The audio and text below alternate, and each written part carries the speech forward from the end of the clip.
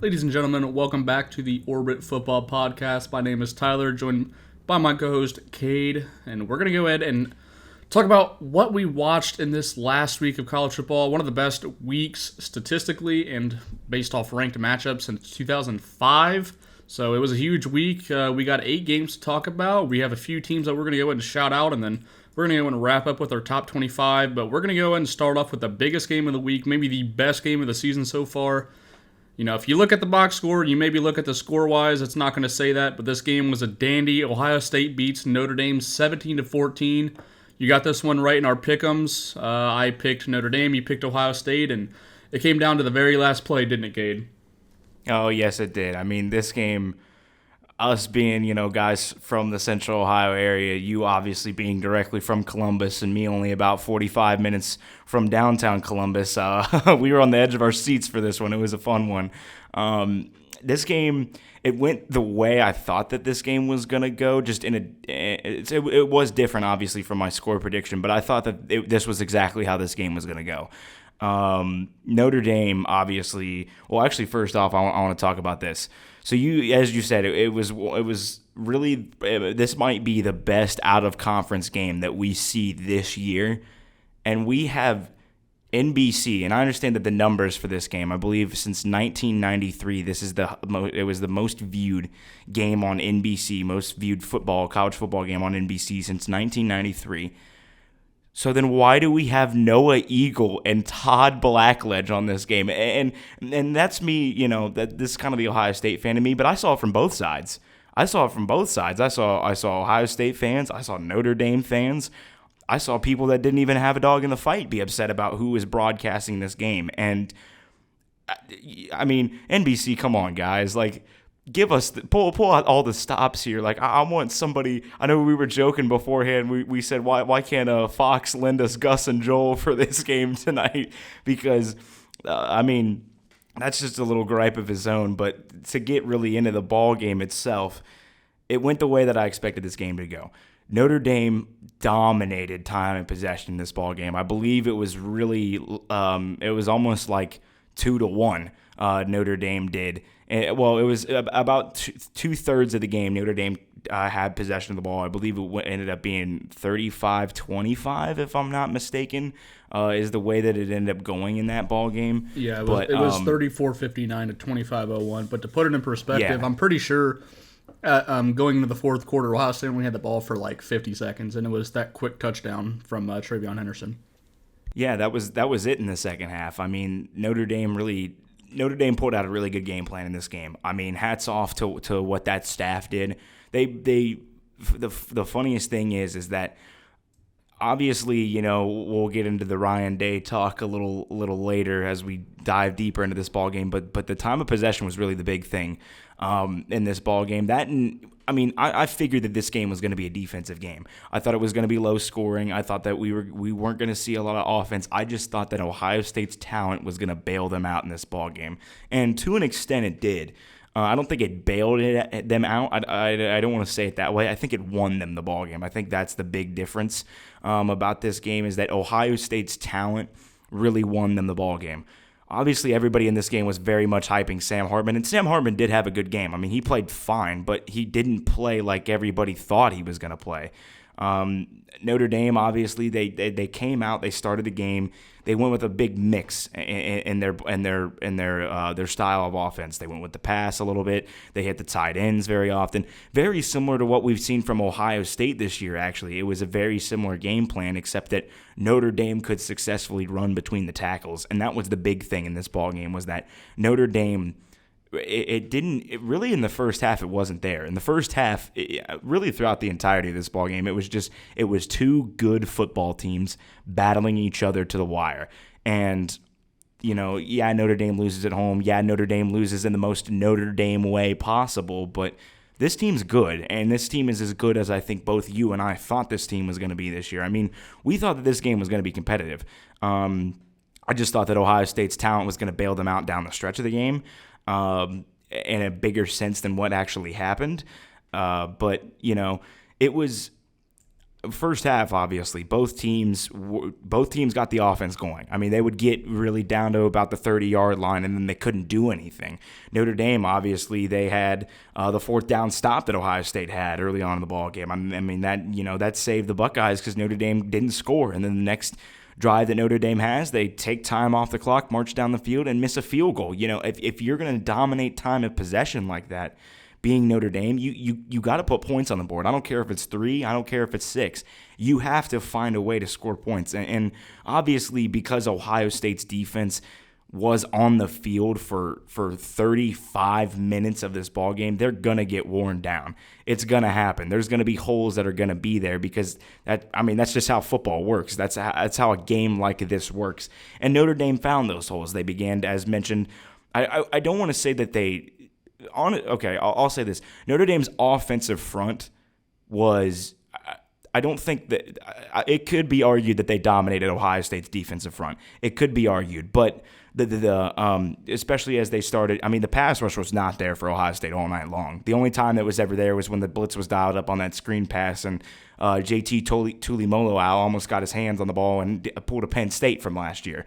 But Penn State's pass block was very solid in this ball game, and that's going to be obvious. Notre Dame.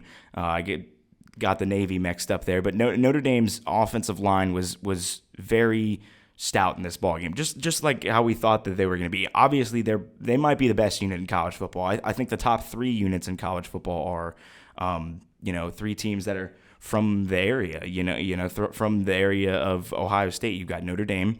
Obviously, you've got Penn State, and you've got Michigan. I think those are the top 3 offensive lines in the country, and it's been shown this year that those are the top offensive lines in the country. And when you looked at this ball game and you looked at how it played out, obviously Notre Dame started to get the run game going. It was going to happen. When you have 5 running backs that you use in a ball game and they all offer something different in their own facets, you're going to be able to run the football. They did. Notre Dame ran the football. They did what they wanted to do in the second half. They wanted to I don't think they bullied Ohio State, but they took control up front. And obviously Ohio State, they had a good game plan too. Ryan Day said he was going to pull out all the stops. I don't think he pulled out all the stops in this game, but the biggest takeaway I get from this Ohio State team is whatever a lot of people are talking about. When's the last time Ohio State has won against a ranked opponent and not scored more than 20 points in the ball game? Like, you have to probably go back to maybe like the Tressel era to really pull out a game like that. And it just shows that this is a different Ohio State team this year. It's a team that's anchored on it's a Big Ten football team. That's the best way that I like to describe it as. It is a Big Ten team.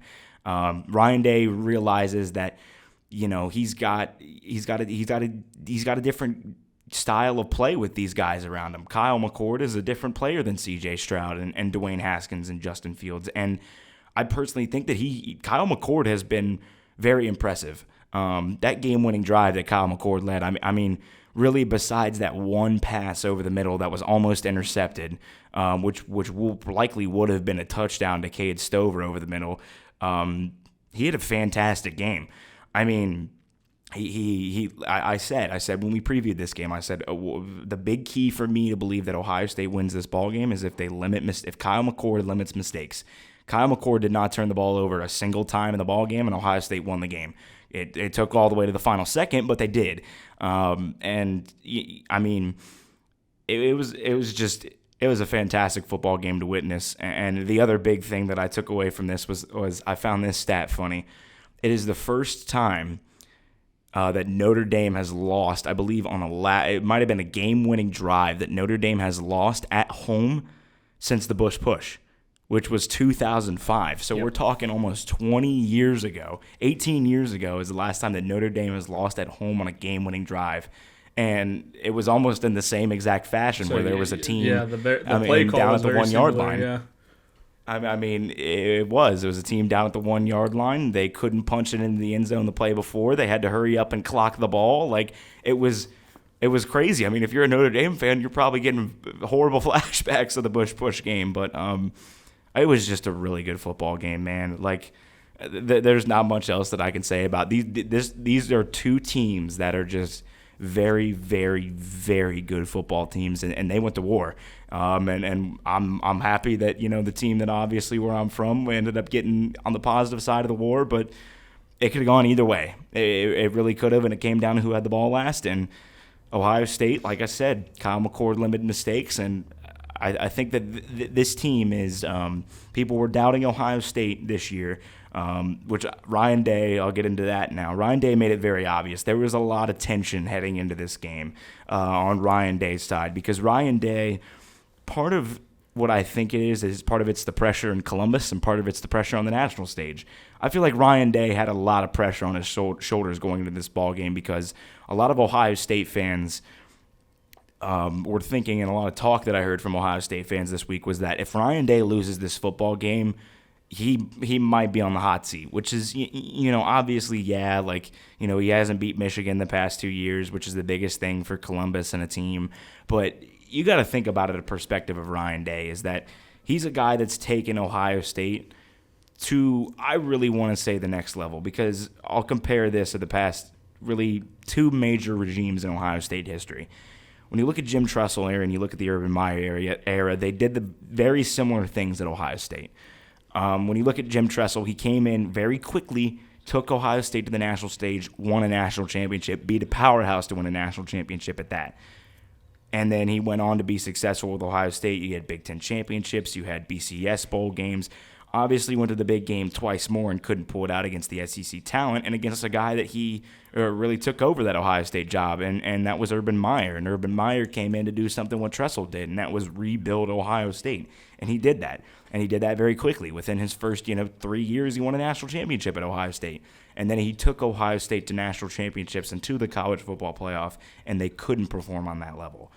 Ryan Day, when you look at it, yes, he has not won a national championship yet, but when I look at this guy is that every year Ohio State is in the conversation for a national championship. Now, granted, under Urban Meyer, they likely were too, and under Tressel, they were too. But the difference, I think, with Ryan Day is that Ryan Day has not lost that upset game yet. He hasn't lost to Purdue on the road. He hasn't lost to Iowa on the road. He hasn't lost at Camp Randall. He hasn't. The games that he has dropped are against teams that go on to win national championships or go to play in national championships. Like, that's the thing, is that's the difference, I think, of Ryan Day. Is Ryan Day loses to teams that are in the upper echelon of college football, where the difference between the Urban Meyer era or the Jim Tressel era was that obviously those teams weren't as talented as what Ryan Day can recruit with. And hats off to him, because the way that he has recruited, it's like I said, it's brought Ohio State to a different level. Obviously, Urban Meyer did a good job, but he wasn't getting guys like Marvin Harrison Jr. or even Emeka Egbuka for that. I mean, really, the best story for Ohio State and one of their recruits was Chris Olave under the Urban Meyer era, and it was just because he was a 3-star.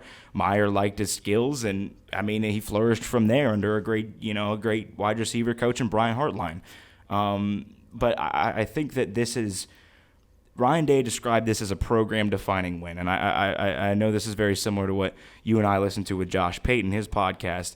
But when I was listening to it, he brought up a good point where he said this is a program-defining win, and I think that's true because Ohio State, in all facets, and what Ryan Day symboled in his post-game interview when he called out Lou Holtz and he called out all the naysayers and all the doubters, is that Ohio State needed this win. Ohio State needed to go on the road and out-muscle a football team in any way, fashion that they could.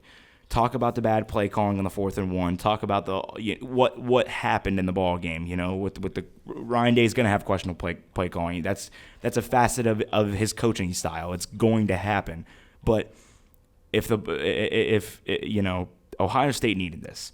And I think that's a big thing for the team in Columbus, is that they needed to be physical and with a team and match them. And they did that against Notre Dame. And I think that's the biggest takeaway from this, is that Ohio State can use this very well moving forward, because when they take on a Michigan or they take on a Penn State or even a Georgia again, they can sit there and say, we can go toe-to-toe physical on physical with you guys. We can go toe-to-toe with you. And that's the biggest takeaway that I get out of this ballgame. Yeah, and when you look at the box score for this game is extremely identical. Notre Dame had time of possession by about 5 minutes. A lot of Ohio State's time came on the 3 drives in the fourth quarter. I believe they only had the ball, like I said, for about a minute or so going into the fourth quarter, which is really what sparked the Notre Dame offense, like you said. They really got running downhill, and I think, they were just kind of giving it to Ohio State into that fourth quarter. They were kind of running basically whatever they wanted for about 5 to 6 yards per carry. But a big thing for Ohio State's defensive front is that they were able to mostly limit Estime and not allow him to actually spark big runs. You know how big he is. He's not going to have the biggest amount of burst or like overall top end speed. It was really the smaller guys that they had. Jeremiah Love, 5'11", 197. I mean, he really bursted out of the backfield a few times for some big carries. Yeah, eight carries for 57 yards, seven per carry.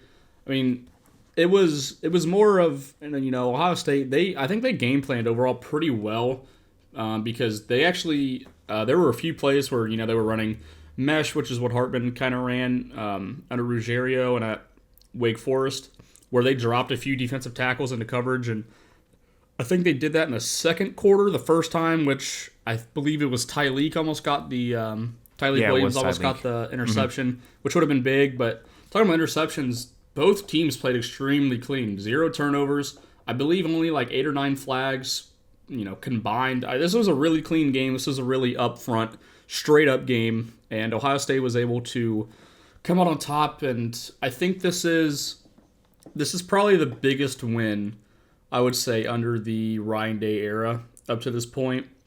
And that kind of seems crazy because, yes, he, beating Clemson like he did in the COVID year was huge for the program, especially what Clemson has done to this program a few times in, postseason play.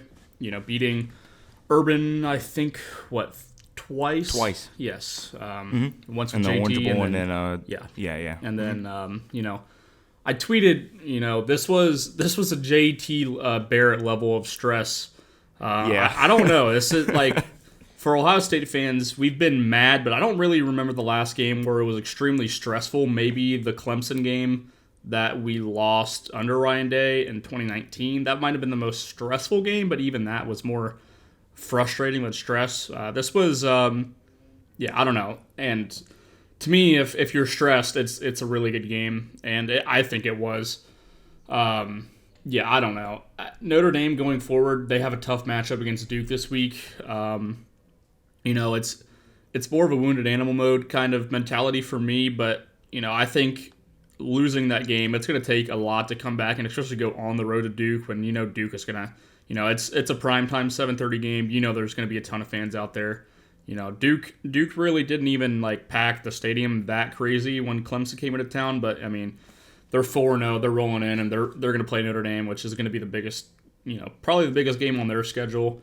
I guess out of conference if you want to say, but I mean, it's an affiliation, but they have to go to Florida State in 2 weeks, so yeah, I would say this is probably going to be definitely the biggest home game that they're going to have to worry about for the rest of the season. So I don't know. It's more of a thing where I don't know how Notre Dame is going to react. I think they're a really good football team, but when you lose a close game like this, it's going to be so hard to come back and rebound. But I don't know. They're a good football team, and I think they have a pretty good staff up in South Bend. So I think they'll be able to bounce back, but we're going to have to see. And for Ohio State, we talk about when you get big games like this, big wins, it's super hard to come back and play the next week. But they don't have to play. They have a bye week, so.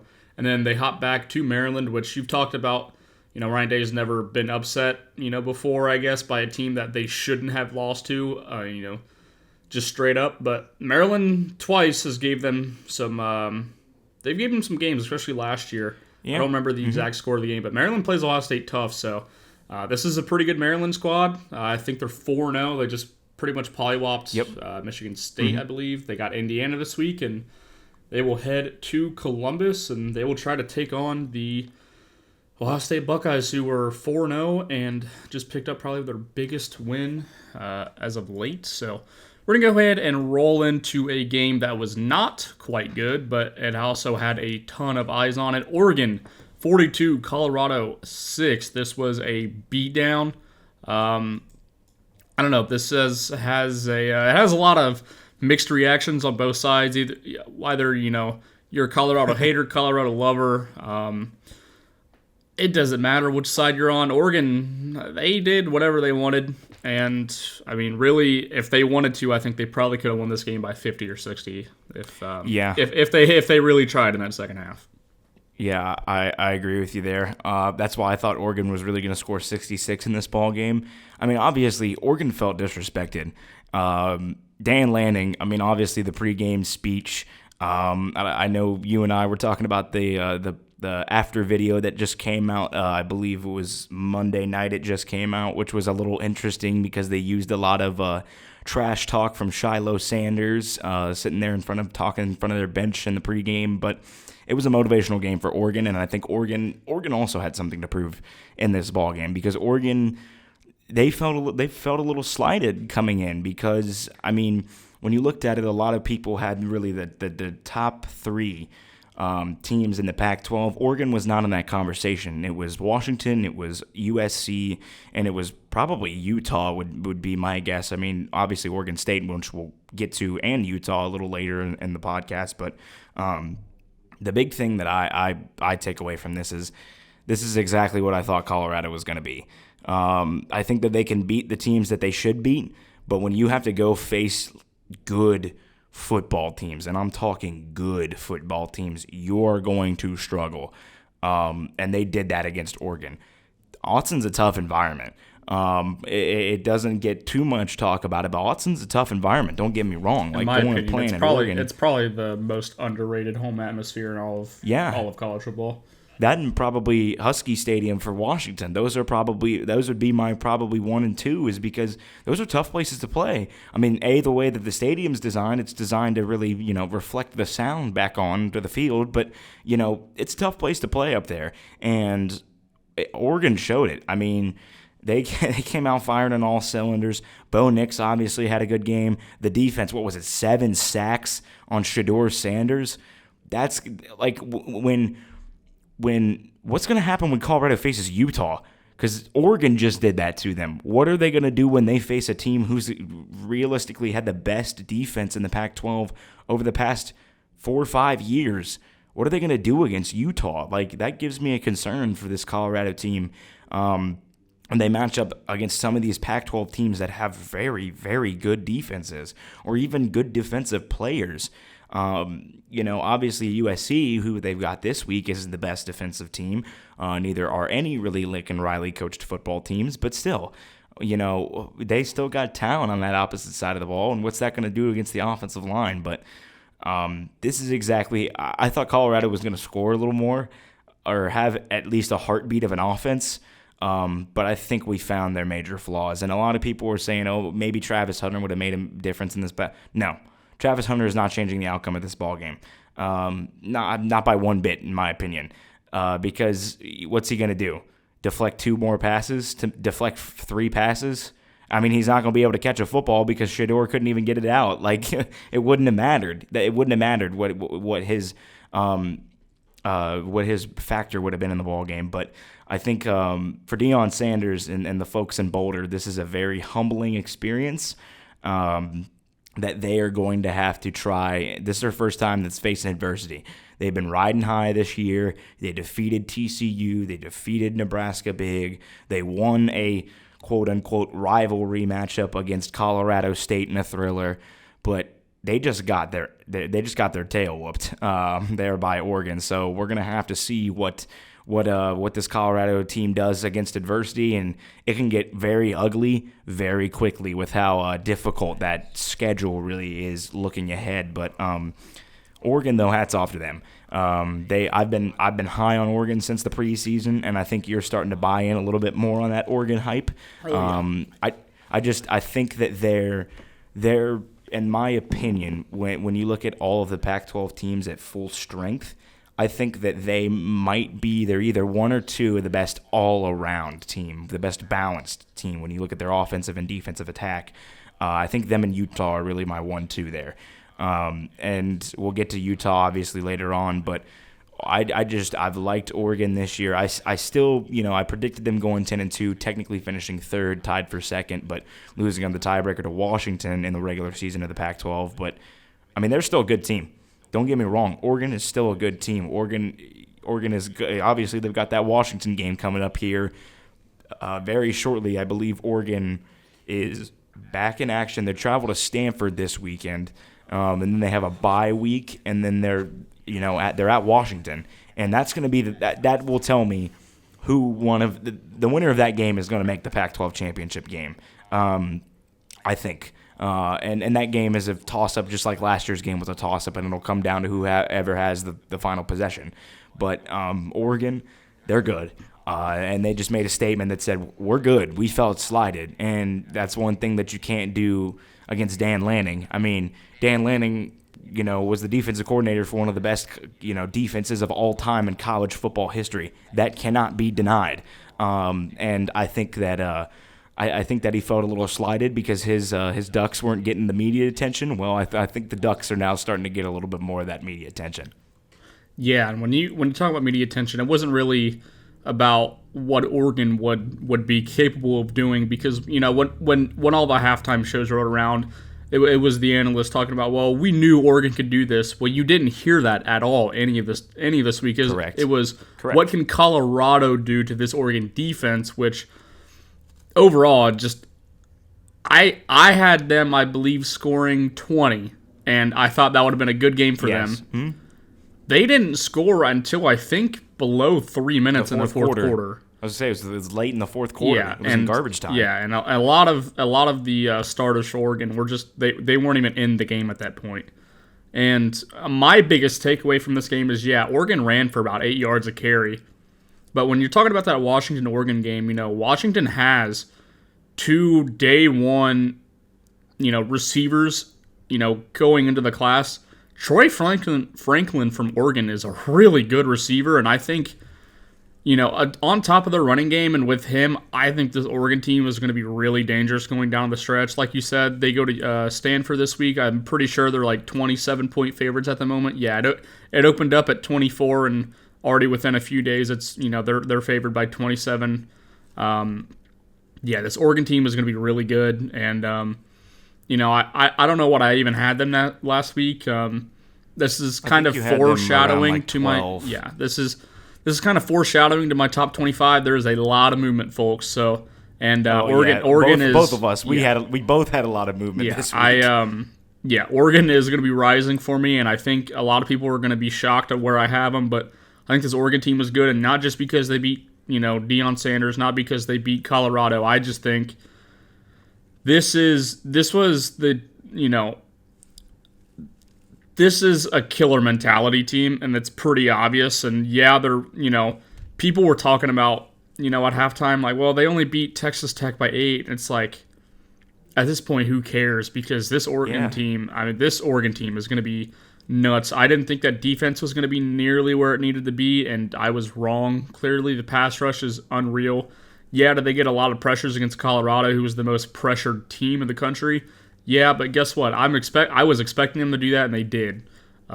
So I think they're going to have another big game against Stanford. Maybe they don't, beat them by a lot, but Stanford is pretty horrendous at this point, so I don't really think it's going to matter. I'm ready for that Washington-Oregon game. It's going to be a fun one. But I mean, when you talk about Oregon, even if they do beat Washington, they have Washington State and Utah right after that. So correct. This is a gauntlet, and even you said Oregon, Washington. Whoever wins that game is going to be the Pac-12 champ. I don't know, man. This is going to be an unreal. I don't know if they'll be the champ. I just think that they might yeah. punch a bid to Vegas. This but conference still, is unreal. You never know. Yeah, because like when you're looking at Washington's last 4 games, USC, Utah, Oregon State, Washington State, it's just this. I'm hoping one of these teams gets into the playoffs, but it's going to be super hard, and I think that's it's a good thing for the Pac-12, but it's also a bad thing for potential championship implications. But Going to the next game, speaking of championship implications, this is going to be going to the SEC West because Alabama defeats Ole Miss 24-10. We were both off on the mark. I actually, I think on game day or maybe, the Friday before, I was actually liking Alabama a lot more. Yeah, I was liking Alabama a lot more. I did pick Ole Miss to win that game. I think I would just had too much, recency bias from that USF game. Didn't really look at the full picture, but I think Alabama, they showed exactly what they're going to be. They're going to be an extremely good defensive team, and it's going to be really hard to score on them. That offensive front looked good against Ole Miss, a lot better than what I thought. They looked a lot more determined with Jalen Milroe in the lineup, which is exactly what I was expecting. I don't know. They basically, handled Ole Miss outside of, the first half. The second half was a completely different game. Alabama, that looked like an Alabama killer mentality squad that, we've seen, maybe not last year, but, in years prior to that. And I don't know. I think this is a big win for Nick Saban. He gets to go to play the other Mississippi school this week in Mississippi State. And I don't know. I think this Alabama team, it was a good week for him. Yeah, I agree. I think that, this Alabama team, obviously the talent on this team, it's good. They just struggled to find their identity really in the first 3 weeks of the season. I think that's what the main issue was, and I think both of us kind of thought that this game was going to play out like the Texas game, and in all facets, it kind of did. The only difference is that Ole Miss just couldn't punch it into the end. They didn't have the firepower that Texas had. That's the main difference because there's a big difference between Jackson Dart and Quinn Ewers, what I think of what lost Ole Miss this ball game was just them trying to get too Lane Kiffin being Lane Kiffin. I'll say that he was trying to get too fancy. It's the reason why you thought Ole Miss was going to lose to Tulane, actually, where he tried to get too fancy. He tried to get too quick with it, too cool with it. Ole Miss to start off the ball game, at least for their first drive, they were getting chunk plays. They were getting chunk, yardage. They were picking up like 20 yards a pop on like passes over the middle to wide receivers and the slot or tight ends. And they did that with, some, consistency throughout the ball game. But the biggest issue of what I see is Quinshon Judkins finishing the ball game with 56 rush yards. Like, Quinshon Judkins is probably like the most talented running back in college football right now, at least the SEC.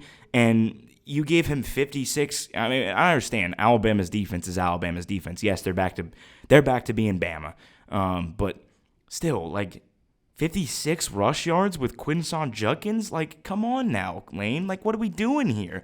And Ole Miss, I said this after the game, and I know you and I talked about this. I was okay on this team to start the season. I moved them up because I thought that they were going to beat Bama. But after seeing what I saw, it's the same Ole Miss team from last year. I just think that they're going to have their collapse in September and October rather than in November because it doesn't get any easier for the Rebels. They got LSU coming up, which we will highlight in our preview for Week 5, but they got LSU. I understand that game's at home, but LSU, obviously they've got aspirations too. But it does not get easier for this Ole Miss team. Obviously, after LSU, they could possibly, if they lose that game, they could rebound and get Arkansas at home. But then they got Auburn on the road, and Auburn has, they've got talent. That could be a trap game for them. They obviously, got to travel to Georgia, which is going to be tough for them. But I think that Ole Miss right now, they're in a tough spot. Because they got to go through this gauntlet early. Do I think that they could possibly rebound down the stretch? Yeah, I think they could. I think this team could still probably go 9-3 and finish third in the West. It's just I expected more from this team this year. After I saw flashes last year. I did. I saw what they had on that team, and they couldn't get the job done. And this year, obviously, yeah, it's tough to go win in Bryant-Denny, but we'll see how this Rebels team faces off against LSU next week. But Bama, I think they finally found their identity. Both you and I agreed that Jalen Milroe is the right guy to start for them, and it was shown that Jalen Milroe is the right guy to start with them. I think we talked about you talked about a little bit how the offense felt a little motivated in this ball game because they had Milroe under center rather than Buckner and Simpson. And Milroe is a guy that they feel comfortable with. And, Alabama, the good thing for Alabama right now is that they can't really relax, but they can sit back and say, okay, we got to 3-1. We only dropped a game in our first 4 trying to figure out our identity to just Texas. Obviously, though, they've got Texas A&M not this weekend, but the following weekend on the road, which, is a place that they have not been, had great successes in. They do still have to take on Tennessee in the third Saturday in October rivalry matchup there, which, they'll have revenge on their mind after that amazing ball game last year. And then obviously the one that's probably going to matter the most, and that's LSU. That's the winner of that game is probably going to the SEC championship game and is going to likely take on Georgia. But, that game's in Bryant-Denny. LSU has shown a little bit of flaws. Bama's shown a little bit of flaws. So, we'll see how those teams spend October getting prepared and moving through week by week because the SEC gauntlet starts now. And for Alabama to start it off on a positive note, I think that's the best case scenario for them. And I think that, we talked about this after the game, is that they'll be favored every single game moving forward until the SEC champ game if they take on Georgia. I mean, they'll be favored. And that's a big thing for Bama is that, they won. They beat a top 15 team in the country at home and did it, obviously the scoreboard didn't say it in convincing fashion, but if you watch that second half, it was in convincing fashion. They just bullied Ole Miss in that second half. So I think it's a good identity win for Bama to figure things out. And I think that, it's not, the dynasty is not over, but I think that that it's a good win for them. It's a good identity win for them. And they can carry this moving forward with a couple of not exactly cupcakes, but easier SEC West opponents coming up on the schedule. And a game that we're going to go ahead and transition to, I think they kind of fell under the radar and, not the toot my own horn. Probably the time slot of where it was. Oh, yeah, for sure. Because it had to compare with or compete with a lot of good games in that late time slot. I mean, you had the Penn State game, you had the Oregon State game, and you had obviously the Ohio State Notre Dame game. So, right. I mean, it did kind of fly under the radar, but you and I had our eyes on it a little bit. Yeah, and I didn't end up getting it right, but it was actually my upset pick of the week. But Arkansas did not pull it off. 34-31 LSU in Baton Rouge. This was a very interesting game because I actually think Arkansas probably was the better football team on the field. It was just sloppiness from them. 11 penalties for 70 yards. I believe 3 turnovers. I know KJ had 2 picks. Okay, it was just the 2 picks. But that kind of cost Arkansas at the end. And, LSU ends up kicking a field goal with, not very much time left. I think it was, 10 under seconds. 3 minutes. Yeah. Was it that late? Yeah, I think it was. Under. I'm pretty sure it was, at the very end of the game. Oh, really? I knew it was late. CBS is scoring it with 5 seconds left. So yeah. Yeah, very late in the game. But I think this game was. I think it's a kind of a tell for LSU. I think I kind of nailed that game. When I went into it on my upset of the week, I think LSU, after that big Mississippi State win, I think they were flying a little too high, but I think there was kind of I think there's something going on in that LSU program. It kind of seems like something is not right within all assets. So I'll have to see, and maybe something comes out of that. Maybe I'm just kind of going off the deep end, but I think that this LSU team, they have a really good team, but they have one issue, and that is their secondary. They did not really get toasted by Arkansas through the passing game, but KJ Jefferson had a huge game, about 320 total yards. I mean, he made some big plays in this game. KJ Jefferson's probably one of the best quarterbacks in the SEC, maybe if not the best. I mean, it's probably a battle of the top two, I would say, in this game with Jalen and KJ. I'm a big KJ guy. I know some people, they have him a little bit lower, but I think KJ Jefferson's pretty good, especially when he's healthy, which is the biggest thing with him. The only thing Arkansas really couldn't do in this game was kind of run the ball. I mean, a lot of their runs go through KJ, which kind of, it takes away carries from the running back. I mean, their running back had 15 carries for 78 yards. That's 5 yards of carry, but KJ had more rushes than him, which is, I'm assuming just a lot of scrambles accounted for that. And their leading pass catcher was a tight end. The receivers really did not get in the game, which, when that happens, it kind of limits you, especially just, not being able to be versatile, out wide. But LSU, they win this game, and they have to go play at Ole Miss, which we're going to go ahead and cover on either Thursday or Friday. Not sure when that's going up, but it'll be up on one of those 2 days. So be sure to catch that. But did you have any thoughts about this game? I know you were going to pick it for your upset. I ended up picking it. Do you have any thoughts on how this game went? I mean, I think you like you said, you nailed this game. Arkansas was in the wounded animal phase where they said to themselves, "Hey, we gotta do something here because we gotta compete this year." And LSU is going to be LSU. They probably looked at the schedule and said, "Oh, we've got Arkansas this week. They just lost to BYU at home. This is going to be an easy win." LSU also could have been looking ahead a little bit because they got Ole Miss this week. They escape with a win. That's all that really matters. They had that game-winning drive that lasted. I think it was like a 5-minute drive is how long it lasted. Because I believe they got the ball with like 5:30 left to go in the ball game when LSU did, and they marched downfield. But it's a win is a win, and that's what matters for LSU. Obviously, it's not the greatest looking win, but it's still early in the season. Who really cares at this point?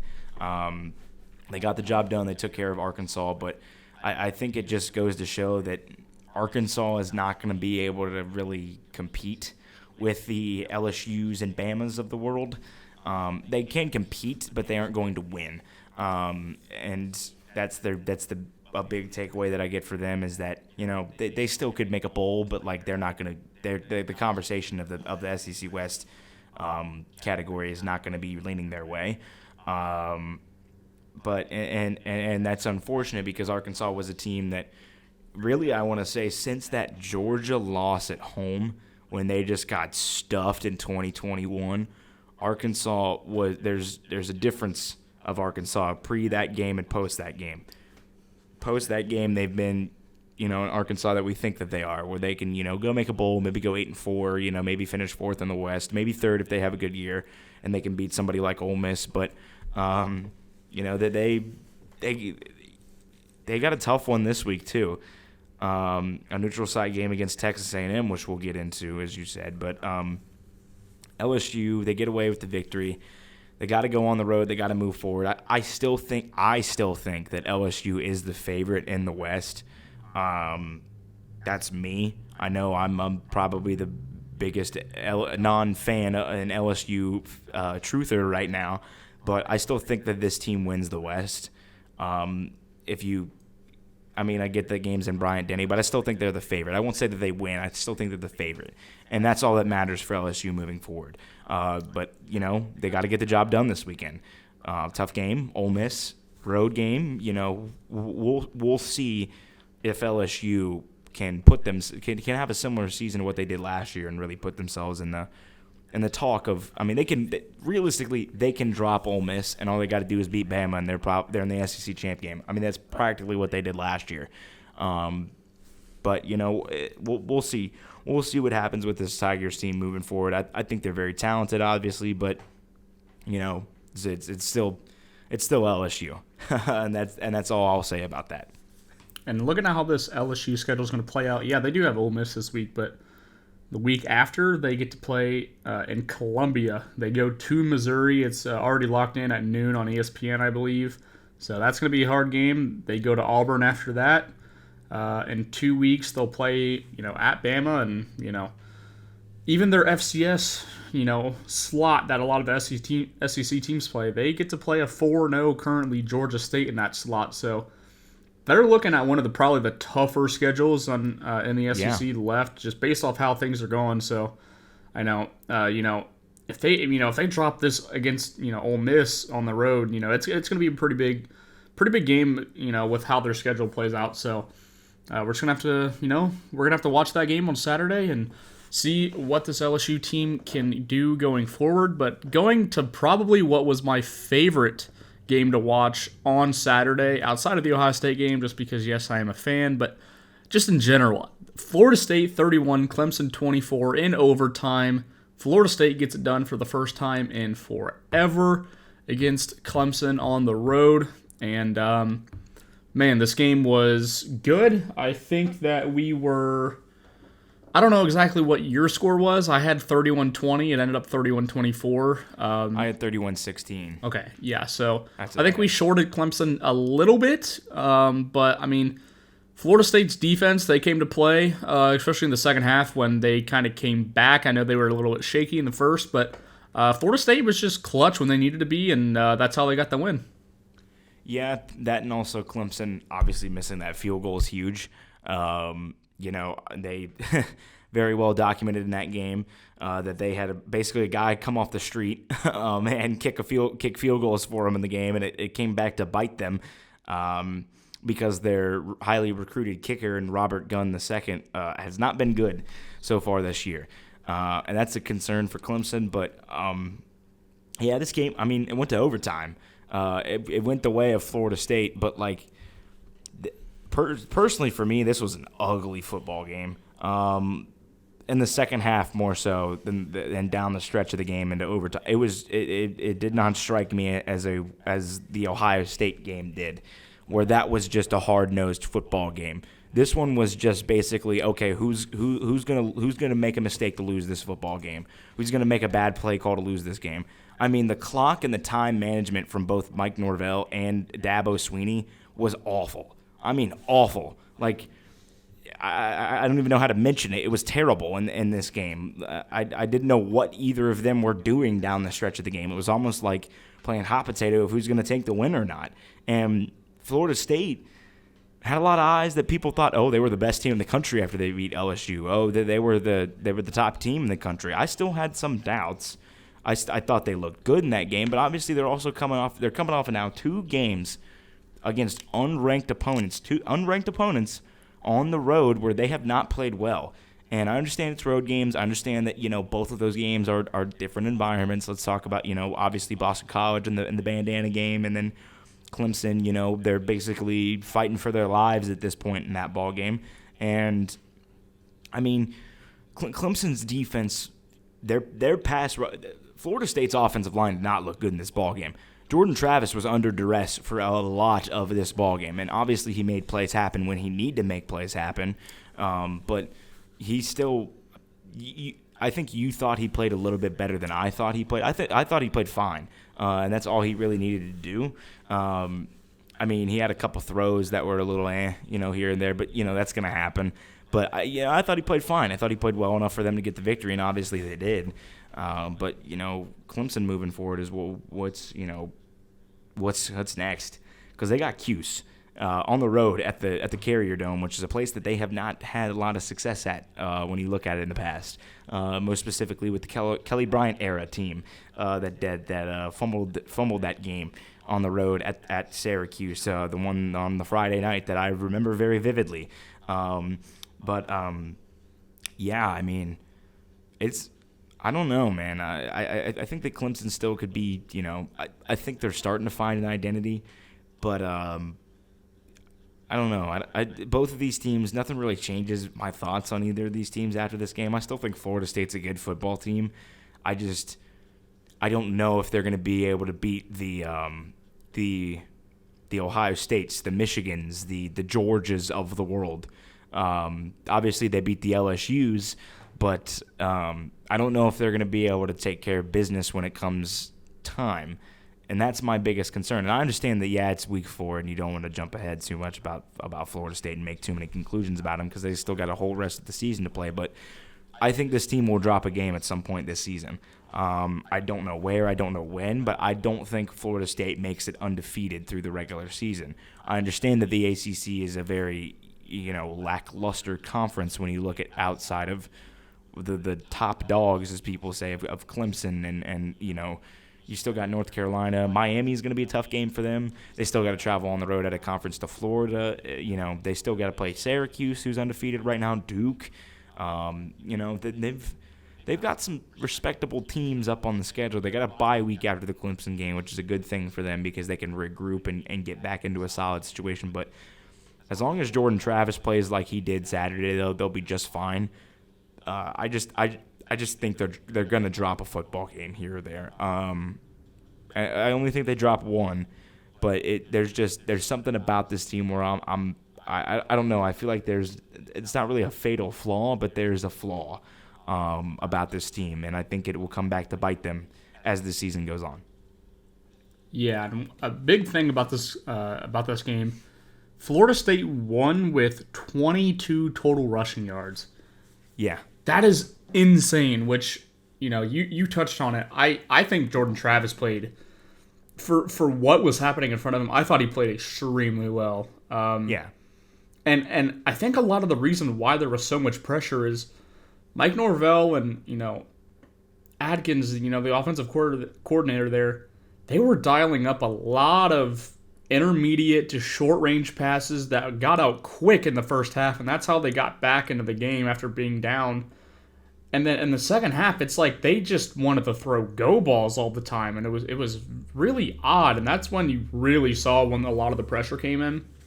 Because a lot of the pressure came from the linebackers because they knew that they were going to want to throw it deep, which, if you're going to man up and you're just going to go and blitz, yeah, you can bring the linebackers in because that they were just going to go out there with four receivers and they were going to run, 15-plus yard, routes constantly, and that's exactly what happened. And I think that's how, they got so much, pressure onto Jordan Travis. He had 37 dropbacks and there were 15 pressures. So, I mean, almost, a third of his passes he was getting pressured, which is crazy. And I think he played good, especially for what was in front of him and how the play calling was. And I don't know. Yeah, you touched on it. At this moment, I don't think that they can beat some of the physically dominant teams that the nation has to offer.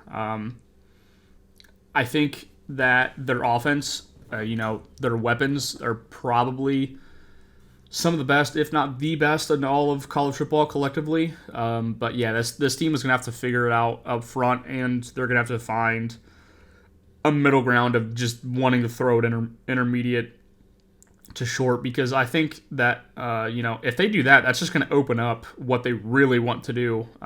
But yeah, they're going to need to run the ball better as well. They ran for 3.8 per against Boston College. That offense is not why they almost lost that game. It was just because they could not stop a quarterback run at all. But yeah, they're going to have to, they ran the ball well against LSU, but yeah, against Clemson, they looked horrible up front. So I don't know. They're gonna have to figure that out, especially going into conference play. It's gonna get just harder because everyone can game plan for you that you play every year.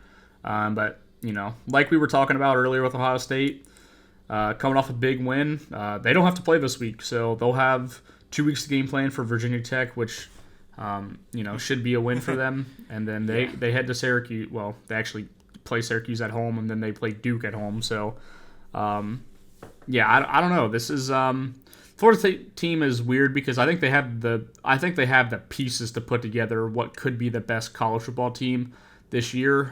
But they're gonna have to piece it together one by one and have to go from there. And they got 3 weeks, and then they play Syracuse and then Duke right after. So should be an interesting storyline to keep up with that Seminoles team. Clemson, where do you go from here? You play Syracuse on the road, like you said. It's been not a fun environment for them to play. They just struggle all the time there. And they're 7-point favorites heading into that game, which should be surprising to anyone. But We'll see how that game happens, and we're going to be covering that on our preview show. So make sure to catch that. But a game that caught my eye, even while the Ohio State Notre Dame game was going on, 38-35. Wazoo gets it done at home. Oregon State has not beaten Wazoo in Pullman since 2013, and that continues. So, oh my gosh, Cam Ward in this game was probably one of the best quarterbacks, if not the best quarterback this year. I necessarily don't try to look at box stat scores to judge how good players are. But when you look at what Cam Ward has done this year through 4 games, he has 1,400 passing yards, 13 touchdowns, 0 picks. That is absurd. Oh my gosh. To me, he would be my Heisman frontrunner. I mean, yeah, we're only 6 weeks to the season, but no one is better than this man right now, and they're not even running the ball at all, and it doesn't matter. Exactly. It doesn't matter. They are just carving teams up in the passing game. And if we're going to go ahead and talk about someone, Josh Kelly, receiver for Washington State, made some unreal catches in this game. And that's only possible if Cam Ward puts the ball exactly where it needs to be. And man, this is not at all how I expected this game to go. I figured, if Washington State wasn't even going to be able to run the ball, it wouldn't matter. Oregon State would be able to play good enough pass defense. I was wrong. Cam Ward, 28 for 34, 404 yards, 4 touchdowns. And this is probably the best game they've ran the ball, and they ran 3.5 yards per carry, 106 yards on 30 attempts. I mean, it's not bad, but it's not it's not good. It's probably a little bit below average. But I mean, it was a 3-point differential, but this felt almost like just a beatdown in Pullman. Yeah, kinda. I'm not gonna lie. Yeah, I mean, well, it really came down Oregon State trying to make it interesting there late. They almost got that onside kick recovery late, and almost were able to march downfield and get a game-winning or at least game-tying score. But not the way that we thought this game was gonna go. I thought. We talked about in our preview for last week was that I thought that Washington State was really kind of in between that really top tier of the Pac-12 and the middle tier. I think that really now it might be different. I think that now we can definitively have 4 teams in the top tier. And I think those 4 teams in the top tier that will probably, I don't want to get ahead of myself, but that will probably be competing in Las Vegas for the championship will be USC, Washington, Utah, and Oregon. And then you have really the middle tier of the teams that can play spoiler or possibly make a run. And that's Washington State's one of them. Oregon State is one of them, obviously. UCLA, we'll get to them and talk about that game, but I think that both of these teams, obviously for Washington State, big momentum, but like we said, it doesn't get any easier for anybody in the Pac-12 this year. Oregon State's got to turn around. They got to host Utah on Friday. In Washington State, they've got a tough schedule coming up here as the season progresses as well. I mean, obviously they got to take on Oregon. We talked about that one when we talked about Oregon, but that's coming up on the road. I mean, even they get a bye this week, but even after that, they got to travel to UCLA on the 7th of October. That's a tough game. Travel to Oregon. I will say, though, Washington State, after getting this win, out of anybody that I like with probably the best remaining schedule in the Pac-12, they've got it. I mean, they don't have to play USC. They don't have to play Utah. They've got all of their big games are on the road remaining for the season. They have to travel to UCLA, they have to travel to Oregon, and then they have to travel to Washington to end the season. But I don't know, man. I like that schedule. If if they could get two of those road games, I think that they could lock themselves in to a trip to Las Vegas. And that's all you need. Take the benefit of the doubt. Go win against your schedule, make it there. I think they could contend it with all those teams too. It's just, like you said, when's the not being able to run the football going to bite them? Because it will bite them. And we'll have to see when that comes. It could be against Oregon. It could be against UCLA. I think it'll be against one of those road tests that are coming up, but we'll have to see about that. But, I mean, good win for Washington State. Oregon State, they kept it close, but it just seemed like Washington State was out ahead in this ball game. But, like I said, they got to turn around real quick, and they got to host Utah, and that's going to be a tough game for them because Utah is a very tough team, and Utah is a very defensive, sound team. I mean, I think they have the best defense in the Pac-12 by far. So they're gonna have to. They scored 35 on Wazoo. It's going to be a very different atmosphere and ball game against Utah, but Pac-12, man, what else to say about it? Yeah, exactly. The Pac-12 is unreal, and Oregon State loses by 3, and guess what? They roll right back. They play on Friday, and they're favored by 3. And who do they play? They're favored by 3. They're probably playing a middle of the road Pac-12 team. No, they play Utah, and they're still favored by 3 at home, 9 o'clock game on FS1. Should be a dandy, and we'll be covering that. And speaking of Utah, 14-7, they beat UCLA in their home stadium. They do it once again. They make an 18-year-old quarterback in Dante Moore, very talented, but they made him look like he was 18 years old, and it was very evident that this Utah defense was all over the Bruins, and you got this one right. I think Utah played exactly how I thought they would play offensively. They weren't really able to do anything. UCLA played fantastic defense after the first 2 or 3 possessions, but Utah was able to, I guess, move the ball a little bit better than what I thought. But I mean, they only scored 7 offensive points, and it was also because pretty sure it was coming off of a turnover, so they didn't even have to really drive the full field. They got a pick 6 on the very first play. Just a really bad throw by Dante. And honestly, UCLA had shots to win this game. They dropped the ball in the end zone and end up failing on 4th down, I think, the very next play. Late in the game, I'm pretty sure they had 3 drives to where they got past the Utah 40, and they only got in once, and they really couldn't capitalize at the end of the game. And Utah wins. I think UCLA was probably the better team, but this Utah defense and Andy Ludwig, what he did was unreal. This Utah defense is they're pretty legit. They made Chip Kelly look bad. They made Billy Napier look bad. They've made every offensive coordinator they've played just look bad. And that's a testament to the defense, and they're doing it without Cam Rising. Will he be back for the Oregon State game? My assumption would be no.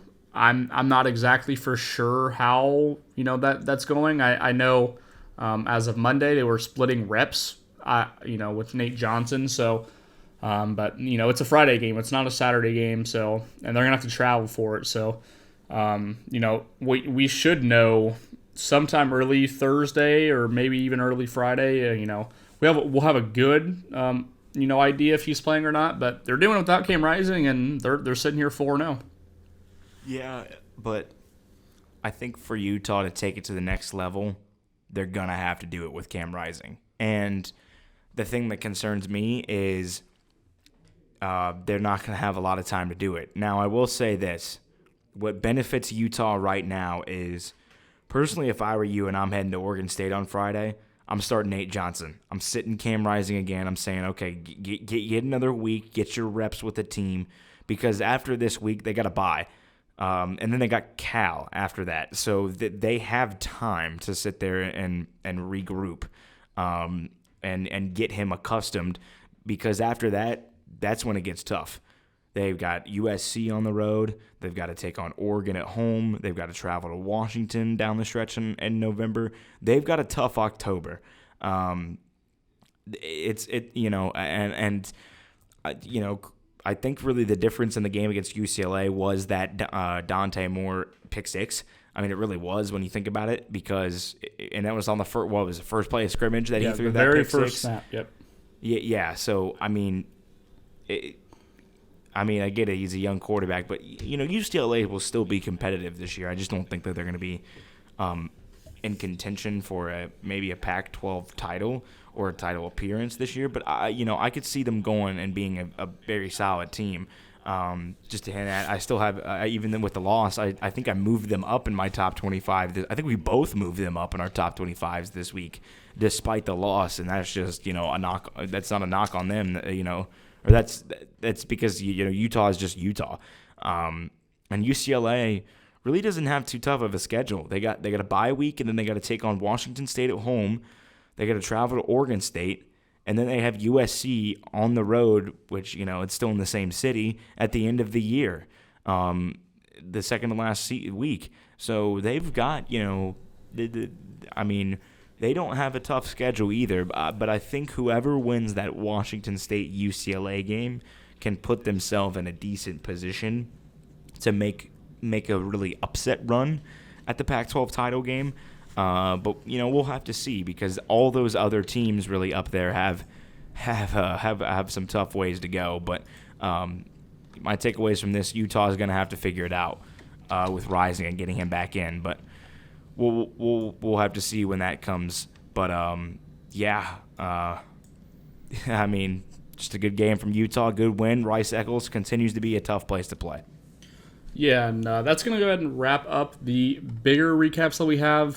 Some shout-outs that we want to give. Texas A&M, they played extremely well against Auburn. West Virginia moving to 3-1. I don't think a lot of people expected that, and that's good for Neil Brown, especially with doing without Garrett Green, their starting quarterback. Georgia State, JMU, James Madison, and Fresno State all moved to 4-0. Looking like some pretty good group of 5 teams going, and Penn State 31-0. Absolute shellacking of Iowa. So yeah, Penn State. I know we'll get to that whenever we get to our top 25s eventually. But Penn State, man, this team, those 3 Big Ten East teams, man. What else is there to say about them? Michigan's been a little to start the season, but Ohio State getting the big win, Penn State shutting out Iowa, Big Ten East race is going to be so much fun this year, once again, like it always is. Yeah, that it is. And with that, we're going to go and wrap up the show. Thank you guys for watching. All the links in the description, Instagram, Twitter, and Spotify to listen to the podcast. And that is it. That is going to be it for myself, Tyler Stevens, signing off for Cade Williamson on the Orbit Football Podcast.